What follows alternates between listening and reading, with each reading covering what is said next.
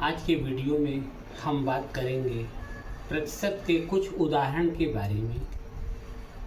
चलिए कुछ हम बेसिक सवाल देखते हैं और उसके बाद हम फिर और कठिन मॉडरेट सवालों को देखेंगे। पहले तो हम एक रूल जान लें। हमको पता है कि भिन्न को प्रतिशत में बदलने के लिए 100 से गुणा करते हैं। यदि कोई भिन्न दिया हुआ है तो उसे प्रतिशत में बदलने के लिए हम 100 से गुणा करते हैं। जैसे कि यहाँ पर हम देख पा रहे हैं, हाफ को प्रतिशत में बदलने के लिए सवाल दिया हुआ है, तो हाफ को प्रतिशत में बदलना बेहद ही आसान है। इसे हम कर पाएंगे हाफ गुणते 100। अब इसे हम काट देंगे, 50 से कट जाएगा, 50 दूना 100, सीधा सीधा तो आ गया 50%। यही हमारा आंसर है। और प्रतिशत को भिन्न में बदलने के लिए 100 से भाग दिया जाता है। ये भी नियम हम जानते हैं कि प्रतिशत को एक भिन्न में बदलना है, उसके लिए हम 100 से भाग करेंगे तो मेरा सवाल आसानी से हल हो जाएगा। यहाँ तो मैं देख पा रहा हूँ 50% है, इसे भी हम लिखेंगे 50% है। तो चाहे परसेंट से आप 1/100 लिख लीजिए, चाहे 50/100 लिख लीजिए। अब सीधे सीधे हम 50% का हम कल बताए थे कि हम जानते हैं कि 1/100 होता है। 1/100 कर दिया परसेंट के स्थान पे, 50 दूना 100 बोल दिए, तो ये हो गया आपका 1/2 और यही हमारा रिक्वायर्ड आंसर है। तो इस प्रकार से सवाल कभी कभी एग्जाम्स में छोटे सवाल आ जाते हैं कि आप भिन्न को प्रतिशत में बदलिए और प्रतिशत को भिन्न में बदलिए। ये परसेंट का एकदम बेसिक सवाल है। आइए कुछ और कठिन सवालों को देखते हैं। ये प्रश्नों को हल करने से पहले आज आइए हम कुछ ट्रिक पे चर्चा करें। और ये ट्रिक लगभग 30 टाइप के हैं, जिसमें से हम टाइप 1 पे पहले चर्चा करेंगे। यहाँ टाइप 1 में बता रहे हैं कि किसी वस्तु के मूल्य में पहले 8% की वृद्धि की जाए या फिर 8% की कमी कर दी जाए, तब मूल्य में प्रतिशत कमी। 8% की पहले वृद्धि हुई है और फिर 8% की कमी हुई है। यहाँ सवाल में हम देख पा रहे हैं कि परसेंट जो है वो परसेंट सेम है। तो ऐसे प्रश्नों को हल करने के लिए सीधा सीधा हम r²/100 करेंगे, आपका आंसर आ जाएगा।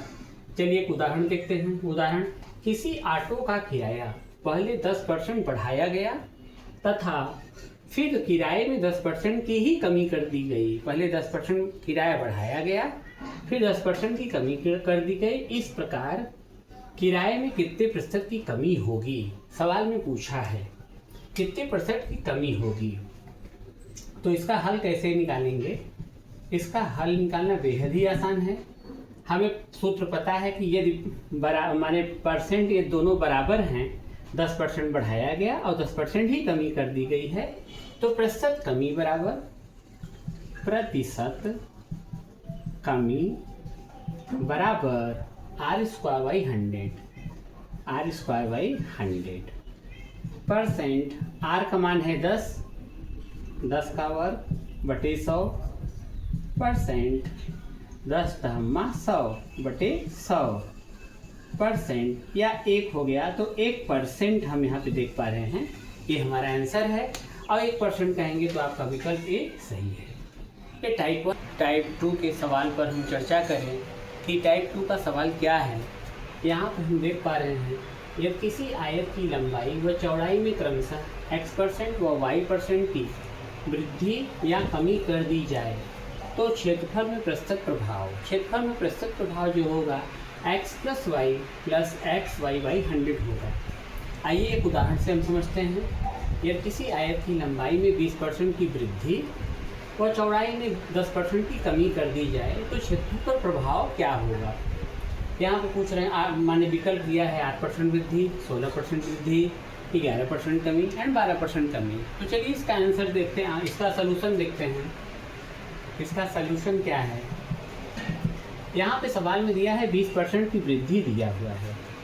मतलब x बराबर दिया हुआ है +20% और चौड़ाई में 10% की कमी दिया हुआ है। कमी है तो y बराबर हो जाएगा -10, ये दिया हुआ है। अब प्रभाव का फार्मूला हम देख रहे हैं। प्रभाव का फार्मूला है प्रभाव बराबर x + y + xy अपान 100।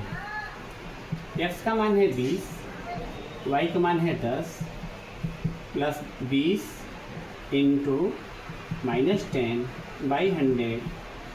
अब यहाँ पे हम कर पाएंगे 20 में से 10 के 10, ये हो जाएगा 200/100। ये हो जाएगा 10 - 2, 10 - 2 बराबर 8। 8 आ गया।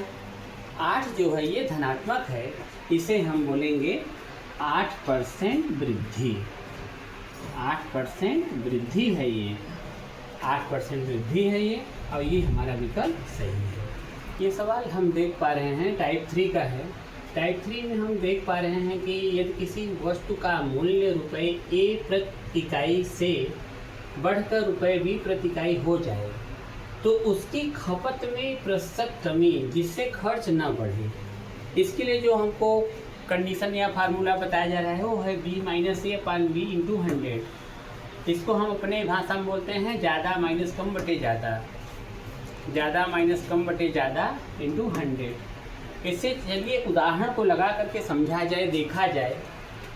अमरूद का मूल्य 30 रुपये 30 प्रति किग्रा से बढ़कर 40 रुपये प्रति किग्रा होने पर मुझे अमरूद की खपत में कितने प्रतिशत कमी करनी होगी जिससे कि अमरूद पर मेरा खर्च वही रहे। मतलब कि रेट बढ़ गया तो हम खाना कुछ कम कर देंगे। ये भाई यही इसका सवाल का मतलब है कि कोई रेट बढ़ गया हम खाना कुछ कम कर दें जैसे कि मेरा खर्च वही रहे। तो सीधा सीधा यहाँ पे A और B का मान दिया हुआ है। पहले ये दिया हुआ है 30, ये है आपका A, और ये आपका 40 दिया हुआ है, ये है आपका B। अब इसको सीधा सीधा हम हल कर लेंगे कि प्रतिशत कमी बराबर B - A बटे B × 100। B का मान है 40, 40 - 30 बटे B का मान है 40 × 100। 40 में से 30 गए, 10/40 × 100। अब 25 चौका 100, 25% आ गया। तो 25% हमारा रिक्वायर्ड आंसर है। और यदि B - A का कॉन्सेप्ट आपको नहीं समझ में आ रहा है तो सीधा सीधा आप बोलेंगे कि यहाँ पे देखिए रेट जब बढ़ रहा है, यदि कम से ज़्यादा हो रहा है, सीधा सीधा हम बता रहे हैं कम से ज़्यादा हो रहा है तो हमें कम खाना पड़ेगा, तो कमी हमको लेना है। तो कमी बराबर ज़्यादा माइनस कम बटे ज़्यादा कर लीजिए। यहाँ कम है तो यहाँ ज़्यादा होगा, × 100 कर लीजिए। यदि यहाँ कम है तो यहाँ ज़्यादा निश्चित होगा। तो मतलब A और B के रूप में यदि आपको नहीं पता है तो आप ऐसे भी कर सकते हैं, कम बराबर ज़्यादा माइनस कम बटे कम, कम बराबर ज़्यादा माइनस कम बटे ज़्यादा। तो ऐसे भी देख रहे हैं यदि किसी वस्तु का मूल्य रुपए A प्रति इकाई से घटकर रुपए B प्रति इकाई हो जाए, यहाँ पे घट रहा है तो उसकी खपत में कितने प्रतिशत वृद्धि की जाए जिससे खर्च न बढ़े। यहाँ फार्मूला है A से B हो रहा है तो A - B/B। अब इसका एक उदाहरण चलिए देखा जाए। दाल का मूल्य रुपए 36 प्रति किलोग्राम से घटकर रुपए 30 प्रति किलोग्राम होने पर 36 से 30 हो रहा है, होने पर मुझे दाल की खपत में कितने प्रतिशत वृद्धि करनी होगी जिससे कि दाल पर मेरा खर्च वही रहे। तो यहाँ पर भी वही है, पूछ रहा है कि बराबर आप वृद्धि पूछ रहे हैं, वृद्धि बराबर हो जाएगा, वृद्धि बराबर सीधा सीधा आप बोलेंगे A - B बटे B × 100। 36 - 30 बटे 30 × 100। 36 में से 30 घटा दीजिए, 6/30 × 100, 6 × 5 = 30 और 5 भी संयम 100।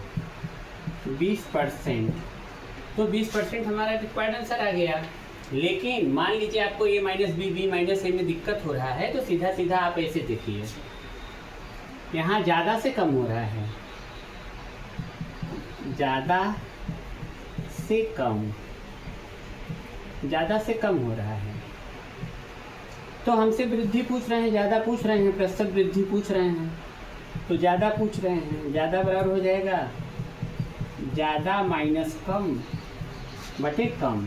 यदि यहाँ ज़्यादा है तो यहाँ कम होगा, यदि यहाँ ज़्यादा है तो यहाँ कम होगा, इंटू 100। अब सीधा सीधा ज़्यादा आपके पास 36 है, 36 माइनस कम आपके पास 30 है, अब कम आपके पास 30 है, इंटू 100। हल करेंगे तो यही। यदि a माइनस बी और b माइनस ए में यदि आपको कोई दिक्कत हो रहा है, तो आप कंसेप्ट ज़्यादा से कम देख लीजिए। ज़्यादा से कम कह रहे हैं और वृद्धि पूछ रहा है, माने ज़्यादा पूछ रहा है, कितना ज़्यादा खाना हम शुरू कर दें। यदि रेट घट गया तो हम ज़्यादा खाना शुरू कर देंगे। ज़्यादा पूछ रहा है, तो ज़्यादा पूछ रहा है तो इसका मतलब कि ज़्यादा माइनस कम बटे कम। यदि यहाँ ज़्यादा है तो यहाँ कम होगा। इसके पहले वाले ट्रिक में यदि यहाँ कम था तो यहाँ ज़्यादा हमने लिखा था, यहाँ कम था तो यहाँ ज़्यादा था, यदि यहाँ ज़्यादा है तो यहाँ कम होगा। कभी लोग भूल जाते हैं a माइनस बी माइनस ए वाले प्रकरण को, तो इस प्रकार से भी हम इन सब चीज़ों को, जब किसी वस्तु के मूल्य में p% की वृद्धि हो तो कोई व्यक्ति उसकी खपत में p/100 प्लस p100 की कमी करे ताकि उसका खर्च पूर्वत रहे। यहाँ पे एक सवाल हम देख पा रहे हैं कि बता रहे हैं कि चावल के मूल्य में 20% की वृद्धि की जाए तो कोई व्यक्ति उसकी खपत में कितने % कमी करे जिससे उसका खर्च पूर्वत रहे। तो इसका हल हम देख पाएंगे, इसका हल हम देखेंगे। प्रतिशत कमी पूछा है, प्रतिशत कमी बराबर यहाँ दिया है p/100 plus p/100 plus p into 100। अब p का मान दिया हुआ है 20 बटे 100 प्लस 20 इंटू 100, 20 बटे 120 इंटू 100, 2 छंग 12। हम बोलेंगे 100/6। इसको यदि हम बटा सही में करें तो कितना हो जाएगा बटा सही में? 100 लिखे इधर और 6 का भाग देंगे 16 छक्का 96 ना, 16 से कटेगा। ऐसे ही देखते हैं, जब किसी वस्तु के मूल्य में p% की कमी हो तो कोई व्यक्ति उसकी खपत में p/100 माइनस p इंटू 100% वृद्धि करे ताकि उसका खर्च पूर्वत रहे। तो ऐसे सवाल में यहाँ पर हम उदाहरण देख पा रहे हैं कि पेट्रोल के मूल्य में 10% की कमी हो जाने से कोई व्यक्ति उसकी खपत में कितने % की वृद्धि करे जिससे उसका खर्च पूर्वत रहे। तो इसका भी प्रतिशत वृद्धि पूछ रहे हैं। तो प्रतिशत वृद्धि बराबर होगा p/100 minus p into 100। p का मान है 10 बटे 100 माइनस 10 इंटू 100, 10 बटे 90 इंटू 100। अब 100 बटे 9 हो गया। 100 बटे 9 को हम क्या कहेंगे? 100 में यदि हम 9 का भाग दें, 11 9 99, 1 बचा, 11 से 1 बटे 9, ये आपका रिक्वायर्ड आंसर हो गया। मान लीजिए एग्जाम में आपको ये फार्मूला नहीं याद है, फिर भी हम इसे लगा देंगे। कैसे? देखिए, कमी हो रहा है, वृद्धि पूछ रहा है, माने ज़्यादा पूछ रहा है। ज़्यादा बराबर होता है कम। यदि ज़्यादा यहाँ है तो ऊपर कम होगा, नीचे होगा 100 माइनस कम। यदि ऊपर कम है तो यहाँ भी कम होगा, इंटू 100। ये हम मतलब इसको बिना फार्मूले का भी हम लोग कर लेते हैं। अब यहाँ पे 10 है, 100 माइनस 10 इंटू 100, 10 माइनस 90 इंटू 100, यहाँ पर हो जाएगा 100/9। तो यही आपका है। देखिए, सेम एग्जाम में ये सवाल बहुत ज़्यादा पूछने वाला है और बहुत बार पूछा गया है। यदि ए की आई बी की आई से 25% अधिक है तो बी की आई ए से कितने प्रतिशत कम है। ये टाइप 7 है। तो कुल मिलाकर के हमसे कह रहे हैं कि अधिक दिया हुआ है और कम पूछ रहा है। यहाँ पे हम देख पा रहे हैं कि कम पूछ रहा है, तो हम जानते हैं कम बराबर ज़्यादा। यहाँ कम होगा तो यहाँ ज़्यादा होगा, और यहाँ ज़्यादा है तो यहाँ भी ज़्यादा होगा। 100 प्लस ज़्यादा इंटू 100, अधिक है आपके पास 25 और 100 प्लस ज़्यादा आपके पास 25 है इंटू 100, 25 बटे 125 इंटू 100, 25 पंचे 125, 5 विसंयम 100, 20% की कमी होगी। तो हमारा विकल्प सी सही पा रहे हैं। टाइप 8 में यदि ए की आय बी की आय से 10% कम हो तब बी की आय ए से कितने % अधिक है। ये भी बहुत आसान सवाल है। यहाँ पे कम दिया हुआ है, हमसे अधिक पूछ रहे हैं, अधिक मतलब ज़्यादा पूछ रहे हैं। चलिए देखते हैं, ज़्यादा बराबर कम बटे 100 माइनस कम। यदि कम यहाँ पे है, कम यहाँ होगा, यदि कम है तो यहाँ माइनस होगा इंटू 100। इसको मैं 2-3 बार बता चुका हूँ कि यदि यहाँ ज़्यादा लिखेंगे तो यहाँ कम लिखेंगे, और यदि यहाँ कम है तो यहाँ भी कम होगा, यहाँ माइनस होगा, कम के कारण यहाँ माइनस होगा इंटू 100। कम का मान है 10%, 100 माइनस 10 इंटू 100। अब 10 बटे 100 में से 10 गए 90 इंटू 100 या 100 बटे 9। तो यहाँ विकल्प हमारा सी सही है। यहाँ हम टाइप 9 पे चर्चा करेंगे। किसी वृत्त की त्रिज्या को 8% बढ़ा देने से उसके क्षेत्रफल में हुई प्रतिशत वृद्धि पूछ रहे हैं। तो क्षेत्रफल वृद्धि निकालने के लिए हमें पता है फार्मूला 2r + r²/100। तो सीधा सीधा इस पर एक सवाल हम देखते हैं, किसी वृत्त की त्रिज्या को 50% बढ़ा दिया जाए तो उसके क्षेत्रफल में हुई प्रतिशत वृद्धि क्या है। इसके लिए हम जानते हैं प्रतिशत वृद्धि, सॉल्यूशन देखते हैं। प्रतिशत वृद्धि बराबर 2r + r² 2 r का मान है आपके पास 50, तो 50 + 50 का वर्ग बाई 100, 50 दूना 100 प्लस ये हो जाएगा आपका 50 25 100 बटे 00, ये कट गया। 100 + 25 बराबर 125%। तो हमारा सी आपका आंसर है 125%। This is our required answer, no doubt. किसी वृत्त की त्रिज्या 8% घटा देने पर उसके क्षेत्रफल में हुई प्रतिशत कमी पूछ रहे हैं। तो प्रतिशत कमी के लिए हम जान रहे हैं कि 2r - r² का फार्मूला होता है। यहाँ पे सवाल में देख पा रहा हूँ कि किसी वृत्त की त्रिज्या को 20% घटा दिया जाए तो उसके क्षेत्रफल में हुई प्रतिशत कमी क्या है। तो इसको भी निकालने के लिए सीधा सीधा हमारे पास फार्मूला है प्रतिशत कमी का। प्रतिशत कमी बराबर 2r - r²/100। 2r का मान है 20, 20 का वर्ग बाई 100, 40 400 100। अब ये कट जाएगा 40 - 4, दिस इज 36%।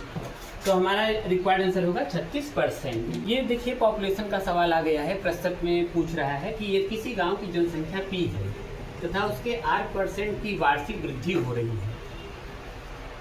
तो तब T वर्षों बाद जनसंख्या पूछ रहे हैं। तो T वर्षों बाद जनसंख्या पूछ रहे हैं तो इसका फार्मूला है P × 1 + r/100 होल T।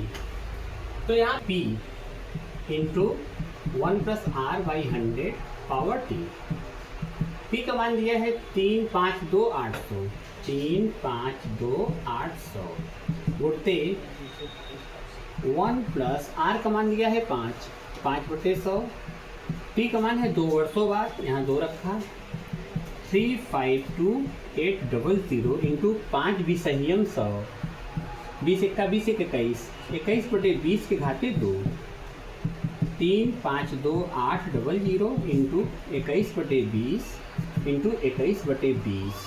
ये कट गया, ये इससे कट गया, 2 दूनी 4, 3528 बाई 4, 21 में 21 का गुणा कितना होगा 440 का भाग करिए 882। How much 882। 882। ये कट गया पूरा। 882 में अब हम 441 का गुणा कर लेंगे। 388। अच्छा ये 388 962, 388 962 कितना पॉपुलेशन हो जाएगा। ये किसी नगर की जनसंख्या में प्रथम वर्ष में x% की वृद्धि, दूसरे वर्ष y% की वृद्धि व तीसरे वर्ष z% की वृद्धि हो तो 3 वर्ष बाद जनसंख्या पूछ रहे हैं। तो ऐसे कंडीशन में जब एक साल में वृद्धि होता है x%, y%, z%, तो सीधा सीधा प्रारंभिक जनसंख्या 1 + x/100, 1 + y/100 एंड 1 + z/100 इसी में लगा देंगे, तुरंत आंसर आ जाएगा। चलिए देखते हैं प्रारंभिक जनसंख्या 1 + x by 100, 1 + y by 100, 1 + z by 100। प्रारंभिक जनसंख्या 5000 है। 1 + x का मान है आपके पास 10/100। 1 + y का मान है 11/100। 1 + z है 12/100। अब करेंगे हम 5000, 100 का नाम 110, 110/100, 111/100, 112/100। अब देखेंगे कुछ कटने वाला होगा तो 0 0 3 0 काट देंगे हम, 1 0 इससे काट दिए। अब ऊपर 11 × 5 = 55 हो गया। 55 गुणते 111 गुणते 112/100, 100 बचा रहेगा क्योंकि अब 0 कटेगा नहीं। तो इसे हम काटने का प्रयास करते हैं। 111 कट जाएगा, ये 50, 111, 112 कैसे कटेगा? 2 से, 2 × 5 = 10, 2 × 6 = 12, 56 हुआ, ये 50 हुआ। अब हम देख पाएंगे 55 गुणते 111 गुणते 56/50। ऊपर का गुणा करिए। 34, 18, 80। ऊपर का गुणा हमने किया 34, 18, 80। इसमें 50 का भाग दे दिया, कितना हुआ? 68, 37.6। 68, 37। 0.6। अच्छा बताइए, 68, 37.6। तो यहाँ पे हम देख पा रहे हैं 68, 37.6 तो हमको दिखाई दे रहा है। यहाँ 10 में पुलिस लगा लेंगे क्योंकि ये सवाल का विकल्प ए ही सही है। यह सवाल हम लोग बहुत अच्छा देख पा रहे हैं। एक व्यक्ति अपनी आय का X% भोजन पर और शेष शब्द पे थोड़ा सा आपको ध्यान लगाना होगा क्योंकि इसी से रिलेटेड अभी एक सवाल और आएगा, उसमें शेष नहीं रहेगा। तो शेष को बहुत मैं गंभीरता से कर रहा हूँ, शेष अपने दिमाग में रखिएगा। एक व्यक्ति अपनी आय का X% भोजन पर, शेष का Y% वस्त्र पर व शेष का Z% अन्य कार्य में खर्च करने के बाद भी रुपए यश बचा लेता है, यश बचा लिया। तो कह रहे हैं कि तो उसकी मासिक आय क्या होगी? यश × 100/100 - s, 100/100 - y, 100/100 - z। शेष के लिए यही होगा। राजीव अपनी आय का 20% भोजन पर व शेष का 25% मकान किराए पर खर्च करता है। इन खर्चों के बाद रुपया 6000 बचा लेता है, उसकी मासिक आय क्या है? तो देखिए यहाँ पे 2 ही % दिया है तो जेड नहीं है तो कोई बात नहीं। हम यहाँ पे करेंगे यश × 100/100 - x, 100/100 - y। अब यश का मान है 6000 बचा लिया है तो 6000 यहाँ रख देंगे। 6000 100 - x का मान है 20, 100 y का मान है 25। 6000 100/80 × 100/हाउ मच 75। देखेंगे कुछ कटेगा, 0 से 0 काट दें, इसको काट देते हैं, चलिए कोई बात नहीं। अब इसे हम 25 से काट देते हैं। 25 × 4 = 100, 25 × 3 = 75, ये कट गया पूरा। और ये भी कट जाएगा, 4 × 8 कर देंगे इसे, ये भी कट जाएगा और ये 50 हो जाएगा। ये भी कट गया और 3 से इसको काट देंगे तो 3 × 600, 5 × 10 तो हो गया 10,000। 10,000। तो ये हमारा हम देख रहे हैं कि यही है मासिक आय, यही है 10,000 और विकल्प हमारा ये सही है। क्या कर रहे थे तो यहाँ हम देख पा रहे हैं कि शेष वाला मैटर नहीं है। यहाँ सीधा कर रहे हैं रवि अपनी आय का 25% भोजन पर व 15% वस्त्र पर, 10% मनोरंजन पर खर्च करता है। इन खर्चों के बाद रुपया 1000 बचा लेता है, उसकी मासिक आय क्या है? तो यहाँ पर हम सीधा बोलेंगे बराबर 100/100 - x + y + z इंटू जो बचत है उसका सेविंग कर 100/100 - 25, 15 और 10, 25 + 15 + 10 और 1000 बचाया है। तो 100 माइनस हाउ मच 50 तो 1000 100/50 इंटू 1000 और ये 50 दूना हो जाएगा 100 2000 सीधा सीधा हम कर देंगे 2000 रुपया उसका मासिक आय है 2000 उसका मासिक आय है।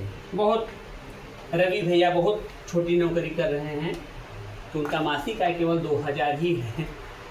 ठीक। एक परीक्षार्थी परीक्षा में P% अंक प्राप्त करता है वह X अंक से फेल हो जाता है। दूसरा Q% अंक प्राप्त करता है और Y अंक अधिक लाता है, माने पूर्णांक से अधिक, सॉरी जो उत्तीर्णांक है उससे उतना अधिक लाता है, तब परीक्षा का पूर्णांक पूछ रहे हैं। परीक्षा का पूर्णांक पूछने के लिए अब यहाँ पे देखिए हमको दिमाग में रखना होगा 100/Q-P x + y। और x और y क्या है? x जो अंक है वो x और y है और परसेंट जो है आपका P और Q है। तो इसी से यहाँ पे सवाल देख रहे हैं किसी परीक्षा में एक छात्र इतना % अंक अर्जित करता है वह 28 अंकों से फेल हो जाता है। दूसरा छात्र 45% अंक प्राप्त करता है और उत्तीर्णांक से 36 अंक अधिक लाता है। परीक्षा का पूर्णांक क्या था? तो देखिए परीक्षा का पूर्णांक निकालना है 100/Q-P इंटू x + y। इसी में मान रखेंगे 100/Q-P। Q आपका है 45 माइनस 32.2, x का मान है 28 और y का मान कितना है 36। 28 + 36 100 घटाइए इसको 12.80 दिस इज 64। अब ये 5 बार चला जाएगा, 5 बार कट गया, 5 करना 500 तो हमारे रिक्वायर्ड आंसर 500 होगा। इसको हमने बड़े ये परीक्षा का उत्तीर्णांक P% है। यदि एक परीक्षार्थी x अंक प्राप्त करता है तथा y अंक से फेल हो जाता है, अनुत्तीर्ण हो जाता है, x अंक प्राप्त किया और y अंक से फेल हुआ है, तब परीक्षा का पूर्णांक पूछ रहे हैं। तो सीधा सीधा यहाँ कहें कि परसेंट उत्तीर्णांक नीचे है x + y कर दिए हैं बस। अब इसको उदाहरण हम देखेंगे। एक परीक्षार्थी को परीक्षा में उत्तीर्ण होने के लिए 30% अंक की आवश्यकता है, मतलब ये है 30%। अरे भाई कई कौन सी यूनिवर्सिटी थी, हम लोगों के यहाँ 33% पे पासिंग मार्क का चलता है। यदि वह 30 अंक प्राप्त करता है, 30 अंक प्राप्त करता है, x है और 30 अंक से ही फेल हो जाता है, तो पूर्णांक बताइए। तो पूर्णांक के लिए देखिए हम देखते हैं पूर्णांक बराबर होगा 100 इंटू x + y बटे P। 100 इंटू x और y मान 30 है, 30 + 30। अब P का मान है आपके पास 30%, 100 इंटू 60 बटे 30, 30 दूना 60, 200। यही हमारा रिक्वायर्ड आंसर है।